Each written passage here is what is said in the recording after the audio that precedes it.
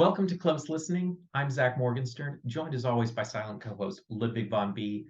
Today, as I continue my journey through Bob Dylan's discography, we've almost made it to the end, but we have a lot of work for ourselves with Triplicate.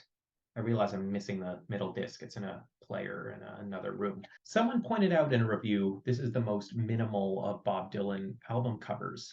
And it's funny, I didn't notice that despite being someone who likes more thought out album covers, who finds it really annoying when the cover is just an uninspired photo of the performer. I guess it's the shininess in the font here that kind of disguises from the fact that it's a minimal design. Simple and complex, this duality kind of defines the album. On the one hand, it is a long, ambitious project. It shows Bob Dylan challenging himself to sing songs that are about beautiful singing when so much of his career revolved around using a playful, scratchy, folksy kind of voice. Jazz is considered a higher art form than folk, rock, etc. Yet at the same time, these lyrics are actually a lot more minimal than when Bob Dylan does his own songwriting. And a few of these songs even get quite repetitive. One gets the sense Bob Dylan is a real fan of jazz. And when you really like something, it's sort of hard to cut down the list. I was thinking there are a lot of Buddy Holly songs that sound pretty similar, but if I were to have to make a Buddy Holly greatest hits CD, it would also be ridiculously long because for me, each of those songs feels important and unique, even though someone who is less of a fan would probably say, okay, I listened to three or four and I got the idea. If you're just tuning into my channel now, this is not Bob Dylan's first time covering Frank Sinatra. He did two previous albums where he did Frank Sinatra or occasionally other jazz songs. The first one, Shadows in the Night, I was kind of iffy about because it felt like Bob Dylan was just leading into the melancholy of jazz. And with two exceptions, I just felt like the songs were not that memorable. But then with album number two, Fallen Angels, he began to have more fun, lean into all the instrumental arrangement options that jazz allowed for. And for the most part, I feel like that fun of Fallen Angels extends onto Triplicate. So this album is called Triplicate because, again, three discs, and it's also the third and final release in the Dylan Sinatra series. He actually breaks this album into three sub albums. We get The Sun Goes Down, Devil Dolls, Coming Home Late. So maybe there's some concept here of, end of the workday, go out to the nightclub, party it up with these, devilish characters, and then sneak home. But honestly, to me, these didn't feel like distinct records. I feel like I'd have to look really closely, and even then, I probably wouldn't see it. Maybe Bob would have a good explanation for why to him these feel like three distinct albums. Or maybe he just wanted to give them names and they aren't actually that different. I don't know. Disc one, Till the Sun Goes Down, opens with a track called I Guess I'll Have to Change My Plans. So this track one, I Guess I'll Have to Change My Plans, and track two, September of My Years, mark the full emergence of Dylan doing Sinatra.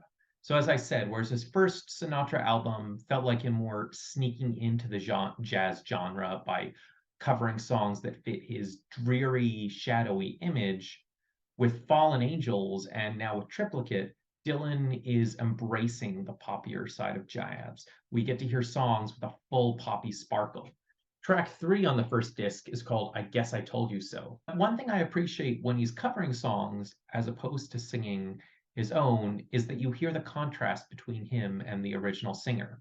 So whether he's singing an Elvis Presley song back in the 70s or now doing this jazz song, you notice, he doesn't have the confident swagger of an Elvis or a Sinatra. He comes across as this truly vulnerable, kind of shy, angsty man. We get more of that feeling on track four. This one is called Once Upon a Time, where Dylan sounds pensive. As I've already said, Dylan's original songwriting is packed with lyrics. You get a vague sense of the feeling behind those lyrics, but sometimes the syllables drowns it out. On a song like Once Upon a Time, where Dylan gets to carefully articulate each word, the feeling just comes through. Track number five is called Stormy Weather. This one has some fun with the music, with kind of a low brass sound, creating the feeling of heavy clouds. Dylan's scratchy voice on these songs sounds less like the permanent trait it is on his earlier records, and just more like an ordinary person with a clear singing voice, occasionally having vocal fry. Again, he comes across as this ordinary, relatable person who has moments of vulnerability. Track 6 on the first disc is called This Nearly Was Mine. It has a very Disney feel to it, kind of like Someday My Prince Will Come. Dylan's voice actually has a bit of a thicker quality on this one, so I don't know if they doubled it in a unique way, but it's a subtle, interesting touch. So skip tracks 7, 8, and 9. Track number 10 on this first disc is a song called Trade Winds, and this one just has fun with swift guitar riffs, creating the feel of moving through the breeze. So disc number 2, Devil Dolls. This one starts with a really fun track called Braggin'. Its rhythm just allows Dylan to come across as very playful. Nominally, he's criticizing someone's ego, but he's clearly having too much fun with it. An interesting touch on this one is that Bob Dylan always seems to run out of breath on the second last line of each song. And some people might say, oh, Bob Dylan can't sing. But given how much I've heard his voice vary over the course of his career, I'm I'm fairly confident this is an intentional choice, or at very least, it was a flaw he discovered, an inability to sing the song, and he decided to lean into it and be consistent with it. Track number 2 on disc 2 is the song from the movie Casablanca, As Time Goes By. And I feel like the reason why this song has been so popular through the ages is that it sounds like it's offering wisdom, but it's kind of saying nothing at all. You must remember this: a kiss is just a kiss, a sigh is just a sigh. The fundamental things apply.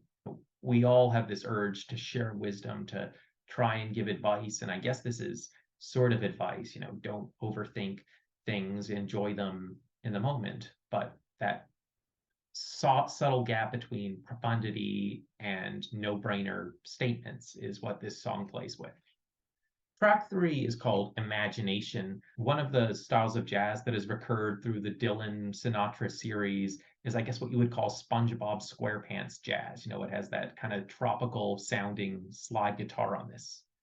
And while, like many songs on here, Imagination is a love song, it's not literally about having like a psychedelic dream or something. Still, it has a nice pace to it that gives it a bit more of a dreamy feel. The rhymes on this one sound kind of childish, and maybe it's because they all match on 2 syllables instead of one. Funny, sunny, honey, crazy, hazy, daisy. This gives the impression that the rhymes are more important than the meaning of the song. So does it sound a bit weird? Does it sound a bit off? Childish, as I said? Yeah, but sometimes music is about grasping your attention. And if you like the performance, even if something is corny on one level, if it got your attention and the song is otherwise pleasant to listen to, the songwriter did his job. Track number 5 is called P.S. I Love You, which, if it isn't obvious, is not the Beatles song. It's a jazz song. And this one has a really cool intro where first we hear some strings, then we hear a guitar riff, and then we hear a piano riff. They all kind of play on their own. This suggests something more mysterious. It's not a standard jazz opening. You really wonder what this song is going to be. It sounds kind of like a Stairway to Heaven thing, rock stars pretending to play medieval classical music. And then the actual song happens, and it's just a standard jazz song. So I feel like, yeah, I probably like the Beatles song called P.S. I Love You more than this one, but this one, again, has a really cool intro, and there's probably more sincerity in the actual lyrics because, unlike the Beatles song, it sounds like an actual letter. It's not just rushing to profess love, it sounds like an actual person talking. Track 6 on disc 2 is called The Best Has Yet to Come. The drums on this one are a little louder, giving it kind of like a live, swinging nightclub feel. And there's also this distinct guitar chord at the beginning and a slightly unusual metaphor about plums that just gives it a dose of unique personality. Kind of like the earlier song Imagination, I feel this one bridges the gap between jazz and psychedelia. Sometimes Dylan comes across as singing in a sinister, howling way. Sometimes he seems overwhelmed, but most of the time he's just the smooth crooner we've come to respect on this record. We also get this sort of slightly unusual feel where horns are playing the role of strings, that slight crescendo in the background, a sort of thick but uniform sound. Lots of subtly interesting things on this one. Track number 8 on disc 2 is an interesting choice for its lyrical concept. I guess it's a response to any song that tells you to, take your good luck, your happiness, and save it for a rainy day. Rainy day is obviously just an expression, but this song tries to say, okay, well, what if you get to that dark day in the expression? Can you really channel your past happiness? Disc 2, it ends with a song called The Flaw in My Flu. This one isn't that musically distinct, but clearly it has playful lyrics. Flaw in my flu. Sounds like a Dr. Seuss book. It's a song that is both serious, it has the image of someone mournfully staring into a fireplace, but it also gets kind of silly with its metaphor. Again, I got a song called There's a Flaw in My Flu. Can't be that serious. So now we're on to disc 3 called Coming Home Late. So part of what it means for Bob Dylan to play covers and for me to appreciate the album is not to overly fixate on Bob Dylan. This is about Bob Dylan appreciating music, and so you should appreciate the songwriters and the backing musicians just as much as him. So disc 3 opens with a song called Day In, Day Out that has this great horn intro. It's a nice kind of upbeat song. And then track 2, I Couldn't Sleep a Week Last Night, opens with yet another mysterious guitar riff. There have been several moments on this album that at very least have motivated me to want to pay attention to jazz guitar more.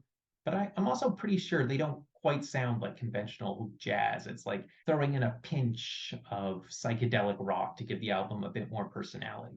Track number 3 is called Sentimental Journey. Again, kind of like the earlier track, Imagination. This song is a kind of drifting feel to it. It'll have instrumental pauses that don't really give way to a solo. You just sort of hear the music wafting up, allowing you to wander in a relaxed way along this sentimental journey.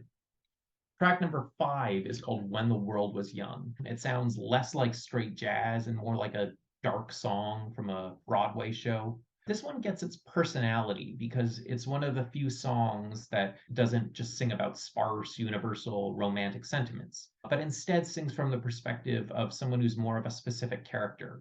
He's an aging Frenchman, a life of the party type who's starting to ask existential questions. So as I've listened to Dylan's jazz recordings, I've inevitably thought about the art of rhyme. These Foolish Things is an interesting song rhyme wise because sometimes it's quite ambitious. It'll have these complex sort of rhymes made of multiple words in the middle of sentences, but other times it doesn't feel like it is a very good rhyme scheme at all.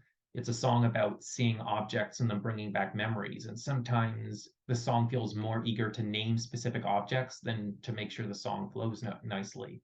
So it's a song I have mixed feelings about, but it's kind of fascinating how you can have this real range and when rhyme is used and when it's not. And in the realm of poetry, people might want to move beyond rhyme and see all rhymes as making their work sound corny. But in music, it's a limitation we have to accept. Generally, you should put rhymes in your songs. Track number 8 is one I'd really been looking forward to listen to. I don't think I've heard it before. It's called Stardust. It starts with a prolonged instrumental riff on the jazz guitar. There's something very special about jazz guitar because it's a very clean sound. It's not the distorted sound of rock and roll. And when you hear a guitar just like single notes on it playing what's an actual melody, it's not just riffing about, it's kind of like a human voice is singing, but it's a human voice in a language we don't understand. This is a song with a metaphor about a relationship ending, and all the singer now has is the happy memory. It's like looking at beautiful stardust. You can still appreciate the beauty, but the actual star isn't there. Now, I heard about this one in the book that you may or may not see up there called Ziggyology. I don't know if explicitly this is where the name Ziggy Stardust comes from, but the author certainly theorizes about that. And Ziggy Stardust was a character that put aesthetic over substance. Ziggy was this cool alien who wasn't actually real, right? David Bowie embraced a kind of fakeness, even as he was a great songwriter, a great poet. And that's this kind of shared image between glam rock and roll and this song, which otherwise sounds like pretty normal jazz. I would not connect this Stardust to Ziggy Stardust, but for that book. And then after Stardust, we get a song called It's Funny to Everyone But Me. Not much analytical to say about this one. It explains itself. The first goes, "It's funny how you love me, then forgot so suddenly. It's funny to everyone but me." Basically, my criticism of Triplicate, as is often my criticism of double albums, and this is a triple album, is, it gets to be a bit much, a bit repetitive. And again, that's a criticism in part I'm only making because I insist on listening to albums as albums. So you're going to get a bit all jazzed out unless you really love the stuff listening to that. That said, there's some great production on here. There are certainly some interesting songs. And I would say overall, Bob Dylan adding jazz singing to his repertoire was a great success. I'm Zach Morgenstern. This is Ludwig von Beat. See you next time.